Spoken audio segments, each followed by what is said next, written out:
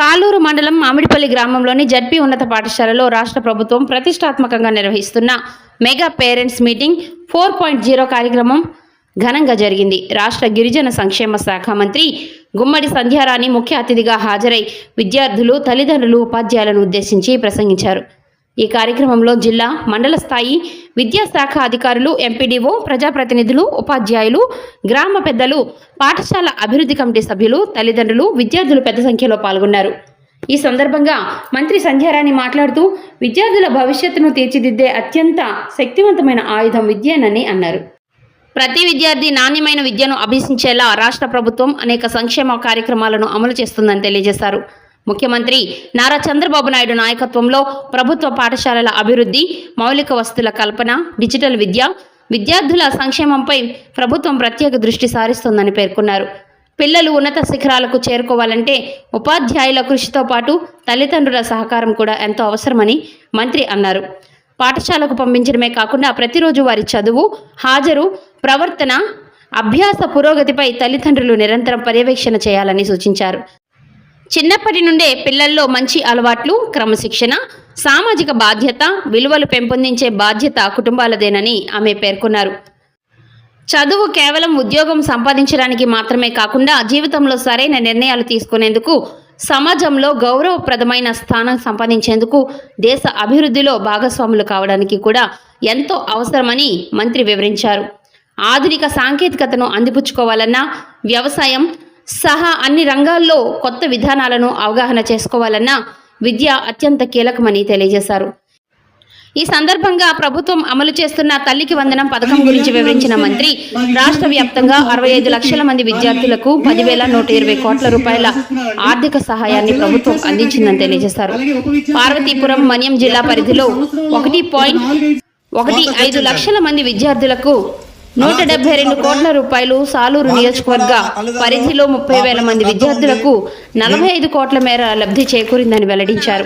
ఈ పథకం ద్వారా పేద, మధ్యతరగతి కుటుంబాలపై విద్యాభారం తగ్గి పిల్లల చదువుకు మరింత ప్రోత్సాహం లభిస్తుందని అన్నారు. అనంతరం మంత్రి విద్యార్థులతో మమేకమై వారి విద్య లక్ష్యాలు, భవిష్యత్ ఆశయాల గురించి అడిగి తెలుసుకున్నారు.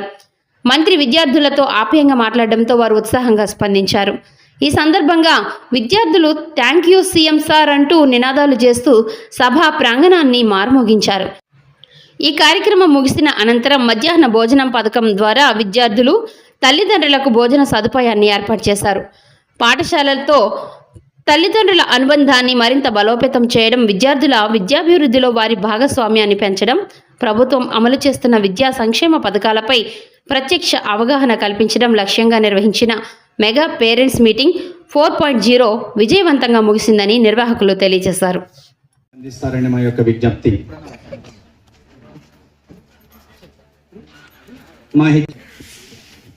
సభాయ నమః. వేదికను అలంకరించిన అతిరథ మహాశైలందరికీ కూడా మా ప్రణామములు. ఈరోజు మేము కూడా చెప్పడానికి చాలా చక్కగా స్వాగతించాం, తల్లిదండ్రులు కూడా చెప్పాం, భరోసా ఇచ్చాం మేడం. అలాగే ఈరోజు మా పాఠశాలలో 17 మంది ఉపాధ్యాయులు పనిచేస్తున్నారండి. విద్యార్థుల నమోదు, హాజరు పెంపు కొరకు ఉపాధ్యాయులు నిరంతరం కృషి చేస్తున్నాం. తల్లిదండ్రులతో సంప్రదింపులు నిర్వహిస్తూ ప్రతి విద్యార్థి క్రమం తప్పకుండా పాఠశాలకు హాజరయ్యాలి. ఈ రోజు మన రాష్ట్రంలో ఎంత చక్కగా మెగా పేరెంట్స్ డే అవుతుంది. ఈ రోజు మన రాష్ట్రంలో చూసుకున్నట్టయితే రాష్ట్రం మొత్తం మీద ఈ రోజు, ఈ ఒక్కరోజే, ఎందుకంటే నిన్న మనకు డబ్బులు వేశారు, ఒక్క రోజు మొత్తం టోటల్ గా 65 లక్షల మందికి 10,000 కోట్లు వేసిన ఏకైక ప్రభుత్వం ఏది అంటే మన కూటమి ప్రభుత్వం అని చెప్పాలి. అంటే మీలాగే చదువుకున్నటువంటి పిల్లలకి మొత్తం 65 లక్షల మంది పిల్లలకి ఈరోజు మనం 10,000 కోట్లు వేసాం. 10,120 కోట్లు ఈరోజు వేసాం. అలాగే మనం చూసుకున్నట్టయితే మొత్తం రాష్ట్రం మొత్తం మీద అంత వేసాం. మన జిల్లాకి ఎంత అని అనుకున్నట్టయితే మన జిల్లాలో మొత్తం 1,15,000 మంది పిల్లలకి 172 కోట్లు వేసాం మనం.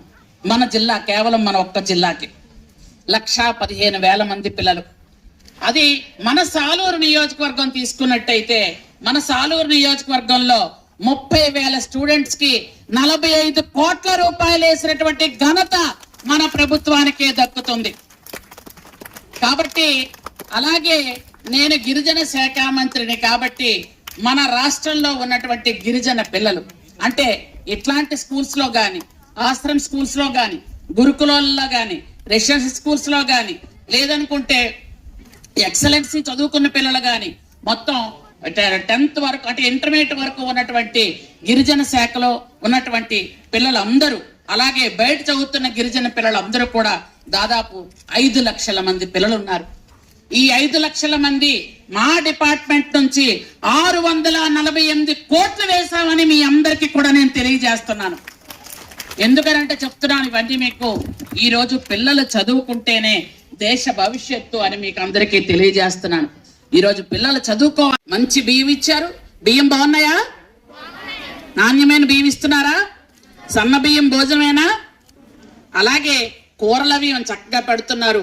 మంచి యూనిఫామ్, ఇంతకు ముందులా చిరిగిపోయిన యూనిఫామ్ కాదు, మంచి బ్యాగు. ఆ బ్యాగులో కూడా అడ్డమైన ఫోటోలు ఏవి లేవు, దిష్టిబొమ్మ ఫోటోలు లేకుండా మంచి బ్యాగ్ ఇస్తున్నారు. మంచి షూలు ఇస్తున్నారు. అలాగే బుక్స్ కూడా చాలా మంచి బుక్స్, రికార్డ్స్ కానీ, అలాగే గైడ్స్ కానీ, టెక్స్ట్ బుక్స్ కానీ, నోట్ బుక్స్ కానీ అన్ని మంచివి ఇస్తున్నారు. ఎందుకంటే పిల్లలు చదువుకోవాలి అని అంత జాగ్రత్తగా. ఇంట్లో మీ మాట తక్కువ వింటారులేండి, అది నాకు తెలుసు. కాబట్టి వింటారు చక్కగా. ఒక క్లాస్ కి 50 మందో 60 మందో ఉన్న విని చదువుకుంటారు. ఆ పిల్లలు చదువుకున్నప్పుడు మనం కూడా అందరికి ఒక ఉత్సాహంగా, ఒక ఉత్తేజంగా, చక్కగా చదువుతున్నావు, బాగా చదువుతున్నావు, ఈసారి నీకు 70 మార్కులు వచ్చాయి, పర్వాలేదు, బాగా చదువు, నెక్స్ట్ టైం 80 తెచ్చుకో, చదువుకో అని చెప్పితే పిల్లలకి బాగుంటుందని నా ఆలోచన. ఎందుకంటే చాలా మంది ప్రెజర్ ఇస్తారు తల్లిదండ్రులు. అలాంటి ప్రెజర్ ఇవ్వకండి. అలాగే మనకి ఇక్కడ టీచర్స్ కూడా అందరికీ ఒకేలా చెప్తారు. ఒకరికొకలా చెప్పరు. అంతేనా?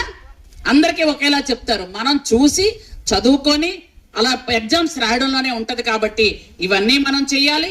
అలాగే ఈ రోజు 70 లక్షలతో ఒక ఎస్టీ హాస్టల్ కూడా ఇచ్చాము అని మీ అందరికీ కూడా సభాముఖంగా తెలియజేస్తున్నాను. దానికి ముందు 2.7 ఇచ్చి ఆ తర్వాత మొన్ననే మరొక 2 కోట్లు ఎక్స్ట్రా కూడా ఇచ్చాం. కాబట్టి మీ అందరికి హాస్టల్ కి ఎటువంటి ఇబ్బంది కూడా ఉండదు.